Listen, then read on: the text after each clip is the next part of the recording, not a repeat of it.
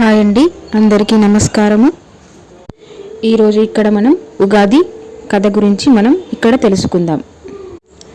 తెలుసుకుపోయే ముందు మన తెలుగు కథలు ఛానల్ని లైక్ చేయండి, షేర్ చేయండి, సబ్స్క్రైబ్ చేయండి, అలాగే కమెంట్ కూడా చేయండి.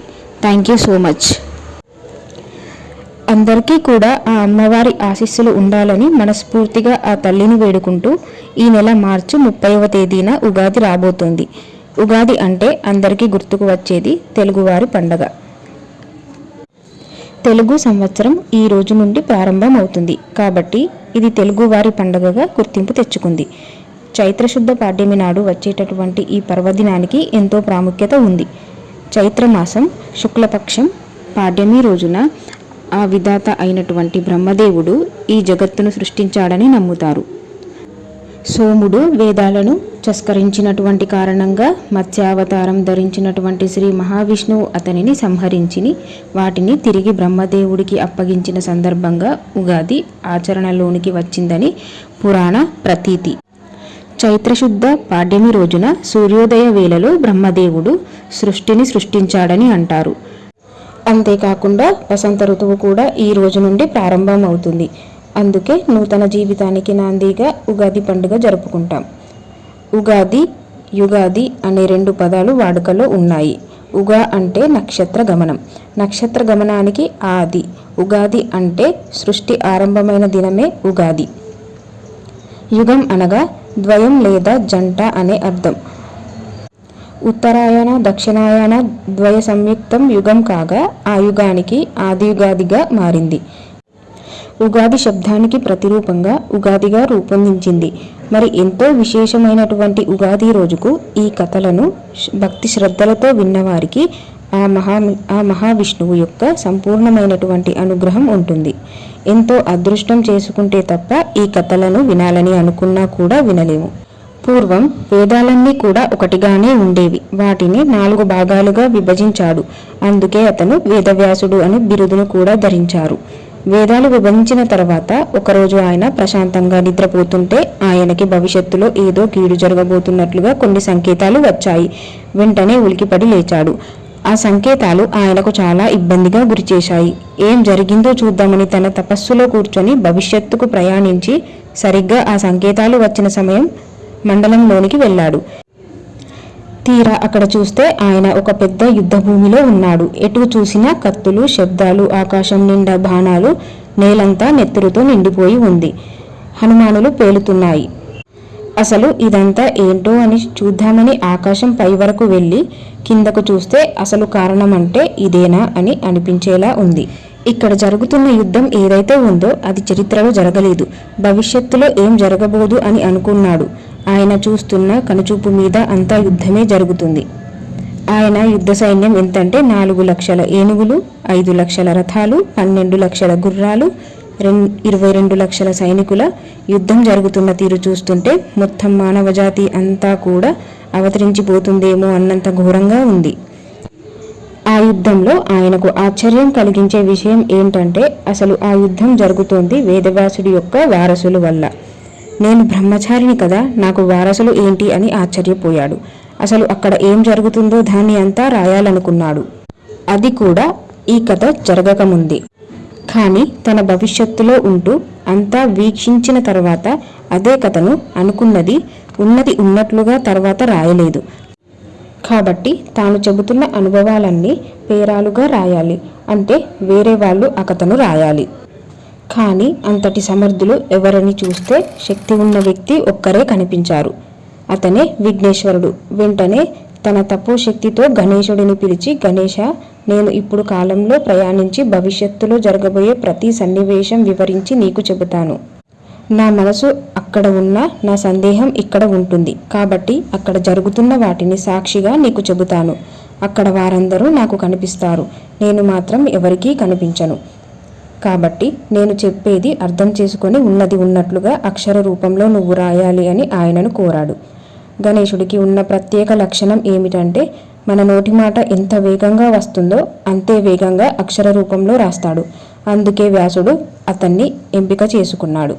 నిజానికి కథ రాసే సమయానికి మహాభారతం జరగలేదు. కానీ తను జరగబోయే భవిష్యత్తు అని రాశాడు. వ్యాసుడు కథ చెప్పడం మొదలుపెట్టాడు.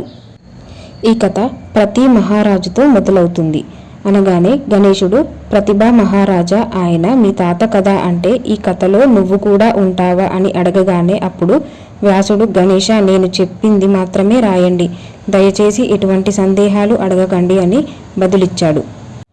ప్రతి మహారాజుకు 3 మగపిల్లలు. పెద్దవాడు దేవాపి.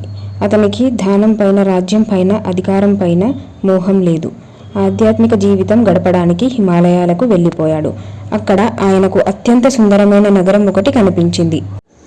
అదే శంబలా నగరం. కలియుగాంతం కలికి అవతారం వచ్చేది శంబలా నగరం నుండే. దేవాపికి మరణం లేదు. ఆయనకు అదొక వరం. కలియుగం అంతం వరకు బ్రతికే ఉంటాడు. ఇక రెండోవాడు బాలిక. తను చిన్ననాటి నుండి తన మేనమామ రాజ్యంలో పెరిగాడు. ఇక చివరివాడు శాంతనుడు. ప్రదీపుడు ఒకరోజు ఒక నది పక్కన ధ్యానంలో ఉండగా గంగా అనే ఒక అమ్మాయిని చూసి ఇష్టపడుతుంది. ప్రదీపుడుకు విశాలమైన బాహువులు, ఆకర్షణీయమైన తేజస్సు, పైగా క్షత్రియ దేహం కలిగినవాడు. వాటికి ముగ్ధురాలైన గంగ అతని కుడి తొడపై వచ్చి కూర్చుంటుంది. ప్రదీపుడు కళ్ళు తెరిచి చూస్తే అత్యంత సౌందర్యవంతమైన స్త్రీ తన తొడలపై కూర్చొని ఉండడం గమనించాడు. అప్పుడు గంగ, క్షత్రియ, మీరు నాకు బాగా నచ్చారు, నా కోరిక మీరు తీర్చండి అంటూ అడిగింది. అప్పుడు, అమ్మా, నువ్వు తెలిసి తెలియకో వచ్చి నా కుడి తొడపై కూర్చున్నావు. మగవారి ఎడమ స్థానం వారికి, అలాగే కుడి స్థానం ఇంట్లో ఆడ సంతానానికి. అంటే నువ్వు నాకు కూతురితో సమానం. నేను నీ కోరిక తీర్చలేను అన్నాడు. చూడడానికి రాజులా ఉన్నావు. ఒకసారి వచ్చి కోరిక తీర్చమని అడిగితే తీర్చాల్సిన ధర్మం మానేసి నువ్వు ధర్మం ఆపుతావా అని అడిగింది గంగ. అప్పుడు ప్రదీపుడు, చూడమ్మా, అచ్చం నాలాంటి రూపం కలిగిన సౌందర్యవంతుడు నా కొడుకు శాంతనుడు. తనని నీ వద్దకు పంపుతాను అని అక్కడ నుండి వెళ్ళిపోయాడు. మరుసటి రోజు శాంతనుడు గంగను కలిశాడు. ఆమెను చూసిన మొదటి చూపులోనే ఆమెతో అతడు ప్రేమలో పడిపోయాడు. ఆమె అందానికి అతడు దాసుడైపోయి, నువ్వు నన్ను పెళ్లి చేసుకుంటావా అని అడిగాడు. దానితో గంగ, నేను నిన్ను పెళ్లి చేసుకుంటాను, కానీ ఒక షరతు. అదేంటంటే నేను చేసిన దానికి అడ్డు చెప్పకూడదు. ఎందుకు అని అడగకూడదు. నువ్వు నాకు అడ్డు చెప్పినా, నువ్వు నన్ను ప్రశ్నించినా ఆ క్షణమే నేను నిన్ను వదిలి వెళ్ళిపోతాను అని అంది. ప్రదీపుడు మొదట ఆశ్చర్యపోయినా, ఏముంది, మహా అయితే తాను ధనం ఖర్చు పెడుతుంది, నా దగ్గర చనిపోయేంత ఆస్తి ఉంది, అది దానికి ఒప్పుకొని తనను పెళ్లి చేసుకున్నాడు. జీవితం సంతోషంగా ఉంది. 1 సంవత్సరం తర్వాత ప్రేమకి ప్రతిరూపంగా ఒక మగబిడ్డ పుట్టాడు. ఆ బిడ్డను తన చేతుల్లోకి తీసుకుని మురిసిపోతూ, సంతోషంతో ఆడుతూ నదీ తీరానికి తీసుకువెళ్ళి ఆ నదిలోనే విసిరేసింది. పక్కనే ఉన్న శాంతనుడు ఒక్కసారిగా కుదిలేడు అయ్యాడు. అతనికి నోట మాట రాలేదు. తనకు పట్టలేనంత కోపం, ఆపుకోలేనంత దుఃఖం వచ్చాయి. మగబిడ్డను ఎందుకలా నదిలోకి విసిరేసింది, ఎందుకు చంపేశావని అడుగుదామని అనుకున్నాడు. కానీ పెళ్లికి ముందు తాను పెట్టిన షరతు గుర్తుకు వచ్చి ఏమీ అనలేకపోయాడు. మరో మగబిడ్డ పుట్టాడు. అతన్ని ఇలాగే చేసింది. అలాగే 7 పిల్లలు చంపేసింది. అప్పుడు శాంతనుడు ఏమీ చేయలేక మనసులోనే కుమిలిపోతాడు. తర్వాత 8వ బిడ్డ కూడా పుట్టాడు. తనని కూడా అలానే చేయబోతుంటే కోపం ఆపుకోలేక, గంగ, నువ్వు ఈ బిడ్డను కూడా చంపడానికి నేను ఒప్పుకోను. నేను రాజుని, రాజ్యానికి నాకు ఒక వారసుడు కావాలి. ఎందుకు ఇలా చేస్తున్నావని అడిగాడు. దానికి గంగ, 8 మంది పిల్లలు పూర్వజన్మలో 8వ సూడు. మీరు చేసిన ఒక పెద్ద తప్పు వల్ల వశిష్ఠుడు వీళ్లకు ఒక శాపం ఇచ్చాడు. మరణిస్తే మోక్షం వస్తుందని, అందుకే ఇలా చేశాను. అయినా నువ్వు నాకు ఇచ్చిన మాట తప్పావు. కాబట్టి మన షరతు ప్రకారం నేను ఈ రోజు నుండి నిన్ను వదిలేస్తున్నాను. అలాగే నువ్వు నన్ను వద్దు అన్నావు. కాబట్టి ఈ బిడ్డను నేను పెద్దది చేసి నీకు అప్పగిస్తాను అని అక్కడి నుండి వెళ్ళిపోతుంది. గంగాదేవి శాంతా మహారాజుని వదిలి వెళ్ళిపోయాక కొంతకాలానికి అతడు ఒక మత్స్యకారునికి కుమార్తెతో ప్రేమలో పడ్డాడు. ఆమె పేరు సత్యవతి. సత్యవతి ఎంత పట్టుదలగల మనిషి అంటే, ఇద్దరి మధ్య జరిగిన ఒక చిన్న సంఘటన సత్యవతి శాంతా మహారాజు ప్రేమలో మునిగి తేలుతూ ఒకరోజు నదిలో పడవ ప్రయాణం చేస్తున్నారు. శాంతా మహారాజు తన రాజ్యంలో తనకు ఎదురవుతున్న కష్టాల గురించి పక్కనే ఉంటూ యుక్తులు పడుతున్న సన్నిహితుల గురించి, వాటి వల్ల తనకు కలుగుతున్న అనేక వ్యతిరేకాల గురించి ప్రస్తావిస్తూ వీటన్నిటికీ ఉపశమనం ఆమె దగ్గర దొరుకుతుందన్న ప్రేమ మాత్రమేనని వివరిస్తూ ఆమె ప్రేమ పారవశ్యంలో మునిగి తేలుతున్నాడు. ఇంతలో ఒక పెద్ద భారీ మత్స్యం ఆమె కంటపడింది. దాన్ని ఎలాగైనా పొందాలనే ఆ మత్స్యానికి దారం వేసింది. కానీ అది చాలా బలంగా ఉండడం, పైగా సత్యవతి బలం సరిపోక తిరిగి ఆమెతో పాటు ఆ పడవను శాంతనుడు మహారాజు నీటిలోనికి లాగేసింది. దీంతో ఒక్కసారిగా భీతిలో ఉన్న మహారాజు ఆ మత్స్యాన్ని విడిచిపెట్టాల్సిందిగా ఆమెను హెచ్చరించాడు. అందుకు ఆమె నిరాకరించింది.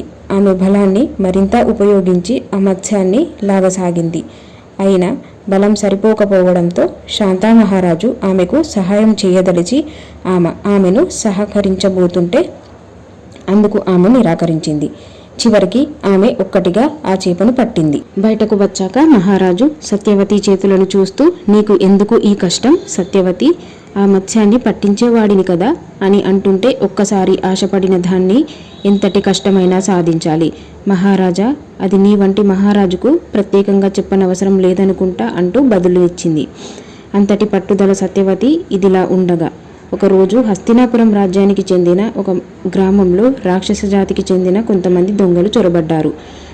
ఆ రాక్షస జాతి హేళన వారు అక్కడున్న ప్రజలను కొడుతూ వారి ఇళ్లను, పంటలను అకారణంగా తగలబెడుతున్నారు. వారు మహారాణి లేకపోవడంతో రాజ్యంలో యాగాలు జరగక దేవుడి రాజ్యాన్ని స్థాపించాలని, అందుకే శాపగ్రస్తులైన ఈ రాజ్యంలో ఇలాంటి అనర్థాలు జరుగుతున్నాయని ప్రజలు చూపిస్తున్నారు. ఈ రాజ్యాన్ని రక్షించే వారే లేరా అంటూ వేడుకుంటే, అప్పుడే ఆ రాక్షస జాతిని ఎదిరించడానికి ఒక మహాబలశాలి, బుద్ధిశాలి ఒక యోధుడు ఎదురెళ్ళి ముందు నిలిచిన వారిని వాళ్ళ ఆకృతాలను అడ్డుకున్నాడు. దానికి ఆ దొంగలు లొంగిపోయి తాము పక్కనే ఉన్న ఒక అరణ్య జాతికి చెందిన వారమని, ఆ గ్రామ ప్రజలు అరణ్యంలో ఉన్న చెట్లను తగలబెట్టి వేయడం వల్ల తమకు ఆవాసం కరువై ఆ గ్రామం మీద పడ్డామని చెప్పారు.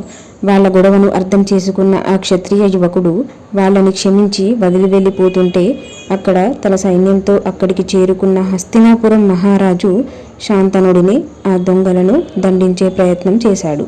కానీ దానికి ఆ యోధుడు అడ్డుగా నిలిచి ఆ దొంగలకు జరిగిన అన్యాయాన్ని వివరించి వాళ్ళని శరణు కోరగా విడిచిపెట్టాలని వారిని ఆ రాజు నుండి రక్షించే ప్రయత్నం చేశాడు.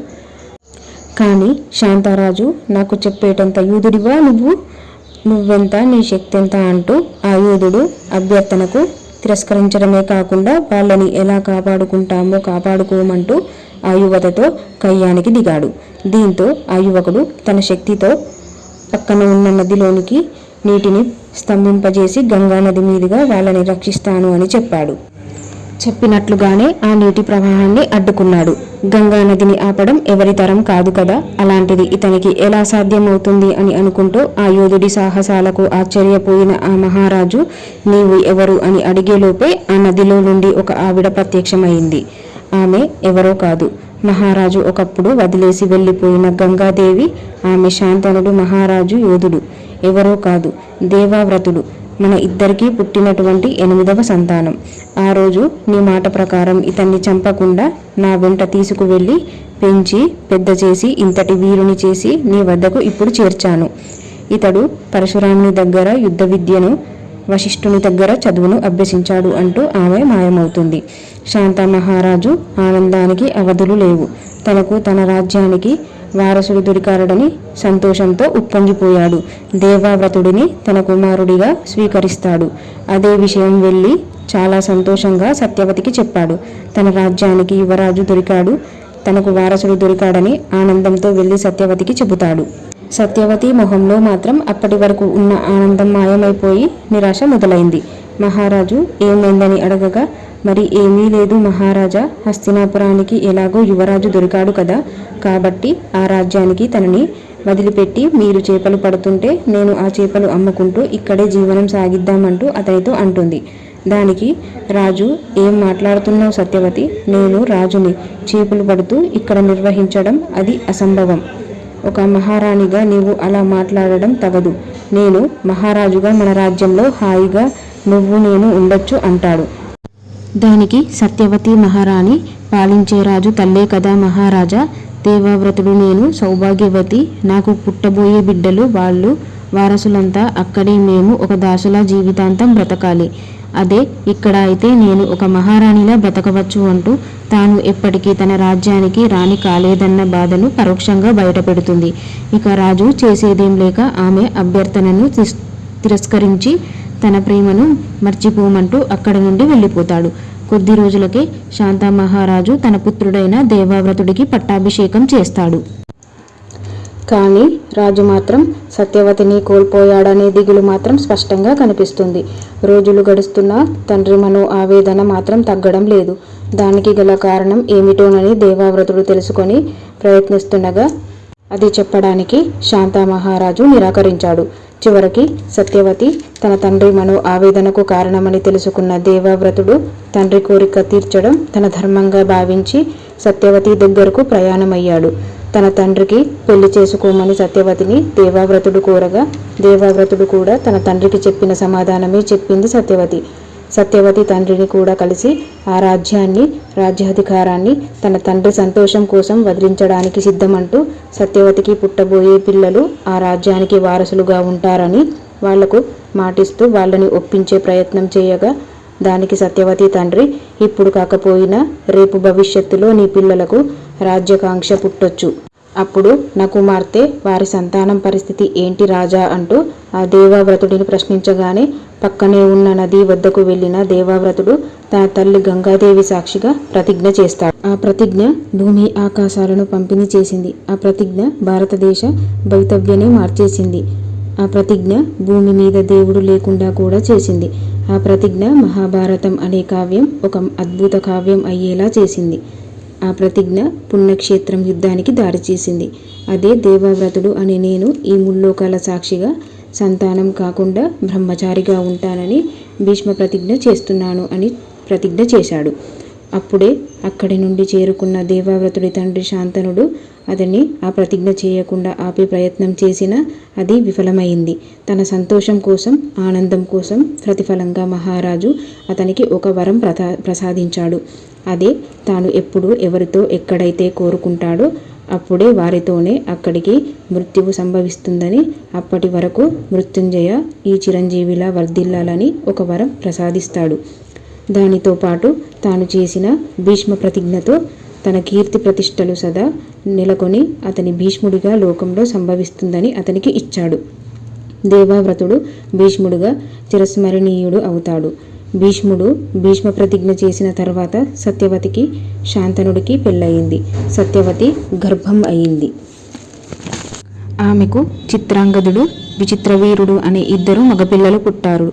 చిత్రాంగదుడు, విచిత్రవీరుడు సత్యవతి మరియు శాంతనుడికి పుట్టిన సంతానం అంటే భీష్ముడికి వీళ్ళ వరుసకు తమ్ముళ్ళే అవుతారు. చిత్రాంగదుడు అనే పేరుతో ఉంటే మరో గాంధర్వునితో యుద్ధం చేస్తూ చనిపోతాడు. ఇక రాజ్యంలో మిగిలిపోయిన చివరి వారసుడు విచిత్రవీరుడు.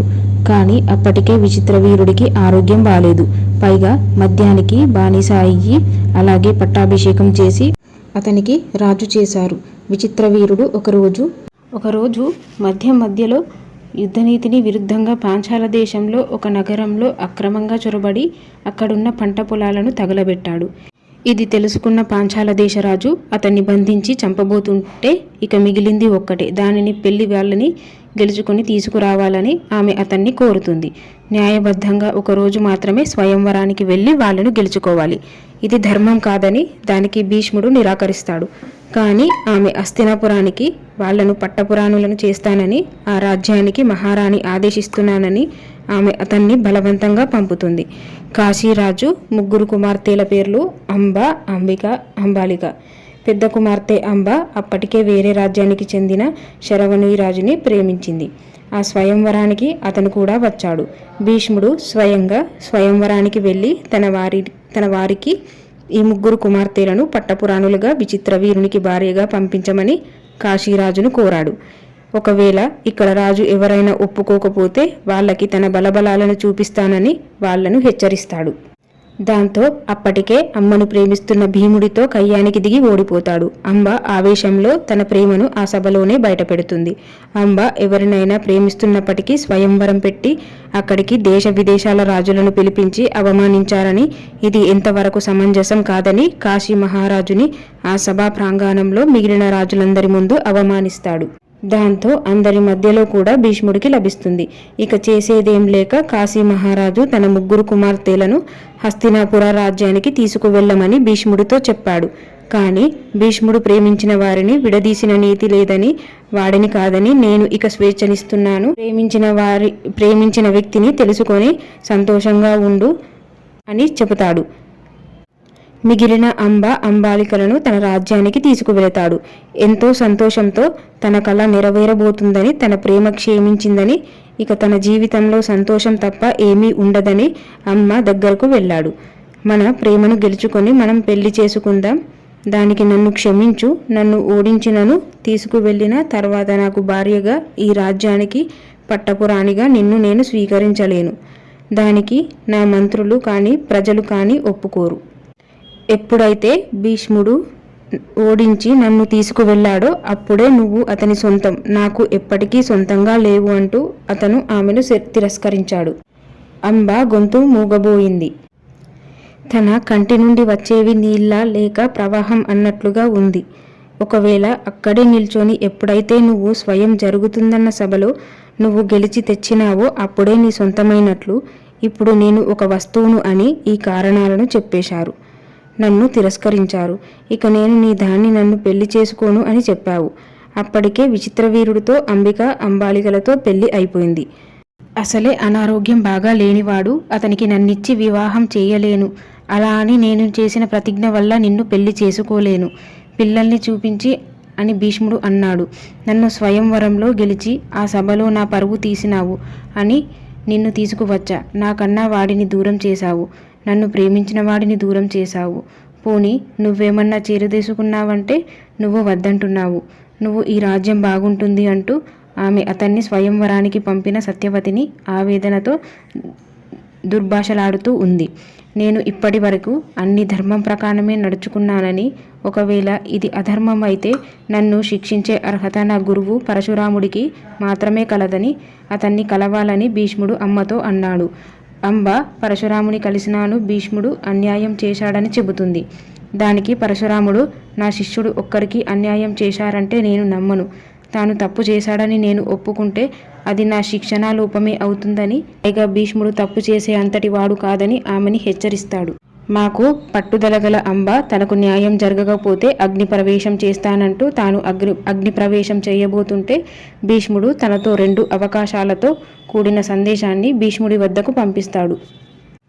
మరోవైపు ఇక్కడ విచిత్రవీరుడు అనారోగ్యం ముదిరి మరణిస్తాడు. అంబాలిక రాజ్యానికి రాజు లేడు, వారసులు లేరు. రాజమందిరం అంతా రాజకీయ వేట, అంటే నేను రాజుని అవుతా అనే సంక్షోభ స్థితిలో ఉన్నారు. ఈ పరిస్థితి ఇలానే ఉంటే కేవలం కొన్ని రోజుల్లోనే రాజ్యపతనం అవుతుంది. ఇదే పరిస్థితిని అనువుగా తీసుకొని రాజులు తన మీద దండెత్తే అవకాశం ఉంది. ఈ పరిస్థితి చక్కబడాలంటే ఒక్కటే మార్గం ఉంది, వారసులు పుట్టాలి. ఏం చేయాలా అని ఆలోచిస్తూ సత్యవతి భీష్ముడిని పిలిపించి, మన రాజ్యంలో ప్రస్తుత పరిస్థితులు ఏంటో తెలుసా? ఇప్పుడు రాజ్యం బాగుండాలంటే ఒక్కటే మార్గం. నువ్వు నీ తమ్ముడు భార్యలైన అంబాలికలను సగమించి వారసులను ప్రసాదించు అని అడిగింది. నేను నా ప్రతిజ్ఞను కట్టుబడి ఉన్నాను, నేనేమీ చేయలేను అని భీష్ముడు అన్నాడు. దానికి సత్యవతి, నువ్వు ప్రతిజ్ఞ చేసింది నా కోసమే కదా, మరి ఇప్పుడు నేనే ప్రతిజ్ఞను వదిలేయమని అడుగుతున్నాను. అదే దానికి భీష్ముడు, నేను ప్రతిజ్ఞ చేసింది నీకోసమే కావచ్చు, కానీ నేను ప్రతిజ్ఞ చేసింది నా మాట నేను తప్పకూడదని. నేను వేసుకున్న మాట నేను తప్పితే ఇక నాకేమీ ఉంటుంది? ఇది నీకు ధర్మం అనిపిస్తుందా అని సత్యవతి చెప్పింది. చేయడానికి చెప్పుకోలేదు. సరే, ఇక మిగిలింది ఒక్కటే మార్గం. నీకు ఎప్పటి నుండో నా మనసులో దాచుకున్న రహస్యం ఒకటి చెప్పే సమయం ఆసన్నమైంది. నేను నీ తండ్రిని పెళ్లి చేసుకోకముందే పరశురాముడు అనే వ్యక్తిలో ప్రేమలో పడ్డాను. ప్రేమకు ప్రతిరూపంగా కొడుకు పుట్టాడు.